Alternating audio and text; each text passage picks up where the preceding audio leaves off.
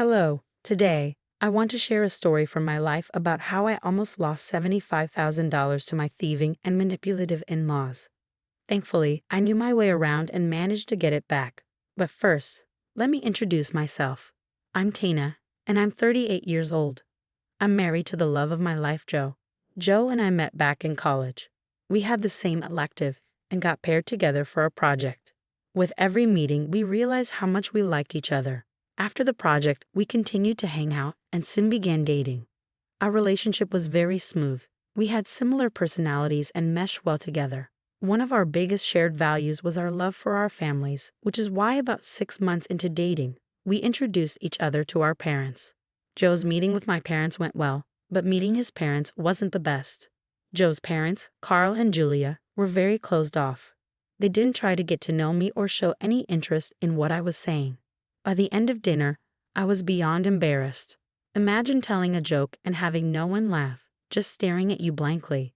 That's exactly what the entire dinner was like. When Joe dropped me off at my place, he'd apologized for his parents' behavior. He explained that they were apprehensive about him dating in college because they wanted him to focus on his studies. I felt like that was a valid reason, so I let it go. About 3 years after we graduated, Joe and I got married. We waited until we were financially stable and settled to tie the knot, which was a great decision because being able to spend without worrying about the future is a blissful form of security. After we got married, I noticed a change in Julia and Carl's attitudes toward us. They had been cold to me up until the wedding when I told them where I worked during a conversation. I held a good position at a well-recognized bank, which must have piqued their interest. Suddenly, they were a little more open. However, this openness came with something ugly. They would make crude remarks at my expense. Whenever Joe or I said anything about it, they brushed it off, telling us to lighten up because they were only joking. Joe and I aren't very confrontational, so we just stuck with it. Then came the requests for money. I come from a low middle-income family, so I knew what struggling looked like. The only people who helped my family were other family members, so when my family asked for money, I never said no. It started innocently with Julia needing money to pay off a ticket. She hadn't brought enough money and asked me to bring some over. I helped her out and never asked to be paid back, and she never made an effort to repay me either.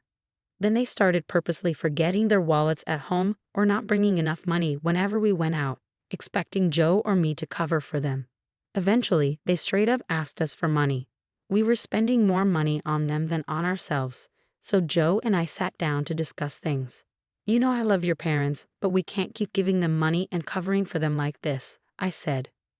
"Yeah, I wouldn't have any issue if they weren't working individuals who make more money than us," Joe agreed. "I just don't know how to bring it up. It feels wrong." "I feel the same, but we can put that money to better use, like buying a house," I suggested. "You want to buy a house?" Joe asked, surprised. "Yes, I've always wanted to own a house," I replied. "Me too," Joe said. "We'll have to stop enabling my parents and live frugally to save quickly, but it will be worth it." "Oh my God, are we doing this?" I exclaimed. "Absolutely. It's been a dream of mine to own a house with you," Joe said. Joe and I started saving the next month, putting aside more than half of our pay towards savings. It was initially a struggle because we were used to certain comforts, but we quickly adapted. We also had to talk to Carl and Julia about not giving them money anymore. Needless to say, they were not happy. Julia bluntly asked Joe if I was the reason for this change. Joe told her it was a joint decision and explained our plans to buy a house, hoping it would get them off our backs, and it worked like a charm. However, they did stop contacting us as much. Joe and I didn't let Carl and Julia's lack of contact bother us. We focused on our work and saving as much as we could. Of course, sometimes we dipped into our savings to finance something big, but overall, we stayed committed to our goal. We got right back on track with our savings and didn't let that setback get us down. In about 2 years, we had saved up around $76,000 in our joint account.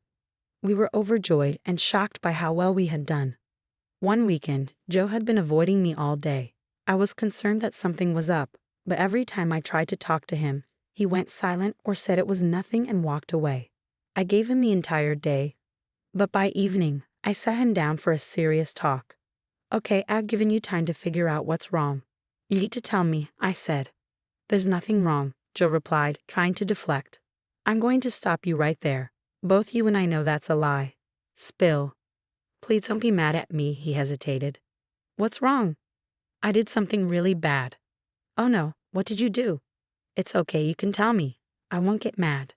I gave my parents the money we had been saving up for our new house. What? Why? They called me yesterday morning and said they had a lot of medical bills and other huge debts. They made me feel guilty about having so much money, so I gave it to them. I wanted to help them out, you know. Oh, sweetheart. I don't know how to feel about that, but if you stand by your decision to help your family, who am I to say anything? Well, that's the thing. I really regret my decision. Why? I was scrolling through Facebook this morning before you woke up and saw this post my dad made about them going on a luxury cruise they had always wanted to go on. Here, look. I was panicking. I didn't know what to think. How could Joe do this to us? More importantly, how could Carl and Julia do this? We had been transparent with them about our struggles. Joe had opened up to them a lot about it, and they had given him advice on how to save money. Seeing them openly declare their luxury cruise on social media, thanks to us, felt like a slap in the face. I made it worse for myself by checking our joint account balance. There was just $11,000 left. I stared at the screen in disbelief, my mind blank from shock. All the money we had saved over the past few years was gone. All the years we lived frugally felt wasted. I couldn't be mad at Joe because he truly thought his parents were in serious need, but seeing them spend it on a luxury vacation was something I couldn't stand. Joe looked miserable, and while I couldn't be mad at him, I also knew I couldn't easily let this go. He knew his parents had a history of tricking family members out of their money. Usually, it was a small enough amount to forgive, but $75,000 was too much. I grabbed my keys and drove to his parents' place. I knew they wouldn't give up without a fight, but I was determined to get our money back. Once I parked in their driveway, I took a couple of seconds to steel myself for the confrontation. I walked up to their door and rang the bell. Julia answered. Oh, what are you doing here? Who is it, honey? Carl called from inside. It's just Tina, Julia replied. What's she doing here? Just ask her. Tina, be quick. We don't have time for you. Because you're too busy spending our money. I told you she'd be here for the money, Carl said, approaching the door. Look, Joe gave it to us fair and square. Only because you tricked him. We did not. Yes, you did. You lied about having to pay off huge medical bills. It wasn't a lie. We really did have a lot of debt, but we cleared it all out. I'm glad we could help. Now fork over the rest of the money. It was given to us, so we get to decide what to do with it. Yeah, could you do us a favor and not disturb us again? Thanks. With that, Julia shut the door in my face. I was stunned. I tried ringing the doorbell again and even banged on the door, but they ignored me. I sat back in my car, fuming. I started the car, reversed out of their driveway, and drove around until my anger calmed a little. The audacity that Carl and Julia had was shocking. How could they not feel bad for robbing their own child by tricking him? I remembered how miserable Joe had looked when I left, so I drove back home. By the time I got back, a good couple of hours had passed, and my phone had died pretty much as soon as I had left the house earlier. When I walked into the house, I saw Joe pacing back and forth in the living room, looking beyond worried. He didn't notice me, so I cleared my throat to get his attention. He looked up in surprise before running up to me and hugging me really tight. Oh my God, thank God you're safe. I was so worried, he said. Why? I asked, taken aback by his intense relief. You disappeared 4 hours ago and your phone was unreachable. You didn't respond to any of my texts either. How could I not have been worried? Okay, that was bad of me. I'm really sorry. It's okay. I'm just glad you're safe. Where did you go, though? Your parents' house. My parents? Why? To ask them about giving us our money back. Oh, Tina, I'm so sorry. Shush, I get where you were coming from, but you need to have your wits about you. Yeah, I will. Did they give you the money back? Nope. Oh yeah, remind me why this isn't making you freak out. Because I have a plan to make them give back our money. Is there any way I could help? Oh yeah, definitely. This plan rides on your help. Joe had a friend who worked with the income tax department, and I worked for the bank where Carl and Julia had their accounts. All I needed was a letter from Joe's friend to freeze their accounts. I would love to see how long Carl and Julia would stay away from me after they could no longer use their money. Joe's friend owed him a huge favor because Joe had used his connections to help his friend get his current job. Joe called him up and explained the whole situation. His friend was more than ready to provide a letter ordering a freezing of Carl and Julia's account. I got on a call with him the next day at work and provided him with all the necessary details about Joe's parents' accounts. We went over the letter together, and he told me that I would get it in a week. That timing was perfect because it was right before Carl and Julia were set to go on their cruise. Since their cruise was all expenses paid, they probably wouldn't even notice that their accounts were frozen.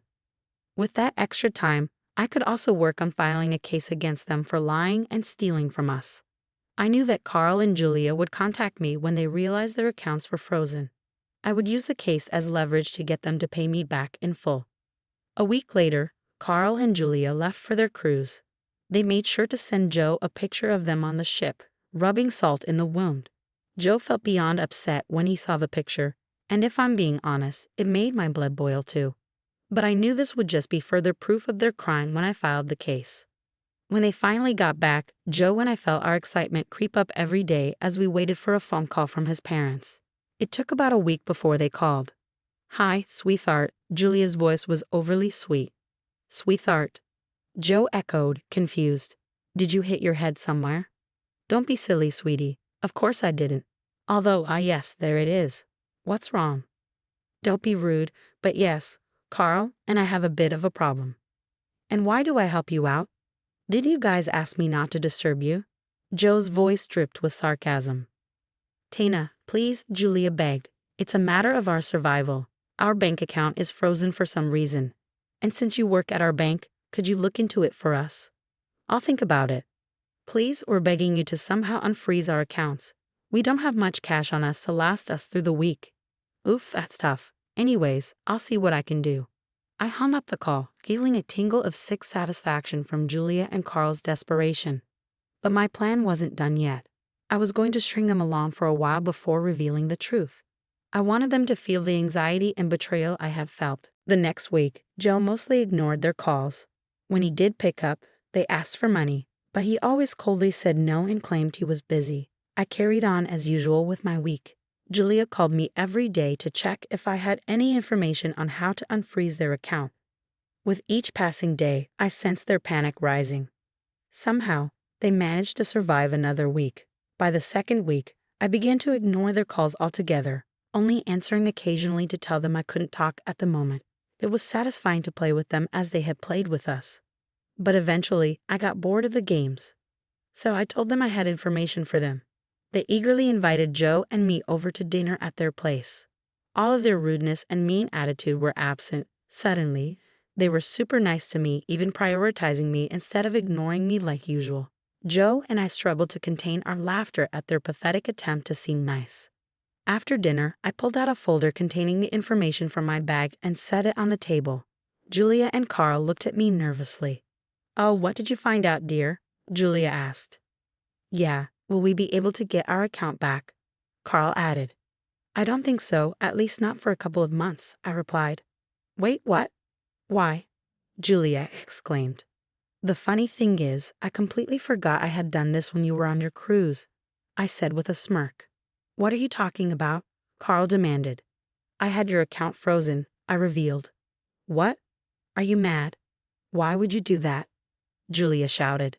"That's what you get for manipulating your son and stealing from us," I said calmly. "You're a monster," Carl yelled. "No, you guys are the monsters. You knew just how much owning a house meant to Joe. You knew how hard he worked to earn that money. You knew all the sacrifices we made, yet you stole from us. How many times do I have to tell you that we did not lie? Get our account unfrozen now," Julia demanded. "You did lie. Just because you embellished the lie doesn't take away the fact that it was still a lie. Your account will remain frozen until you pay us back in full," I insisted. "We'll take you to court," Carl threatened. "I dare you to. I've already filed a case against you. If you don't pay us back in full, I'll push for the case, and then you'll have to do more than just pay me," I retorted. "How can you do this to your own family?" Julia pleaded. "Oh, please, Julia, don't even try. We're giving you guys a month to figure it out and give us the money," I said firmly. With that, I grabbed Joe's arm and we left. As soon as we sat in the car, we burst out laughing. We had done it. The look of shock and betrayal on Julia and Carl's faces was so worth it. They would know never to mess with us again. Joe tried to apologize to me again, but I assured him that it was all okay. We had ensured we'd get our money back and, in the process, given his parents a taste of their own medicine. I don't know how or where they got the money, but Carl and Julia paid us back a week after that dinner. I was beyond happy. Julia texted me, politely asking me to unfreeze their account, which I gladly did the next day at work. Joe and I spent the next few weeks finalizing our new house and moving in. We went low contact with Julia and Carl. We got fooled once, and it would be embarrassing if we let them fool us again. We're both people who value family and tend to have a very soft spot for them. Julia and Carl knew this, which is why we couldn't let them use it to their advantage again.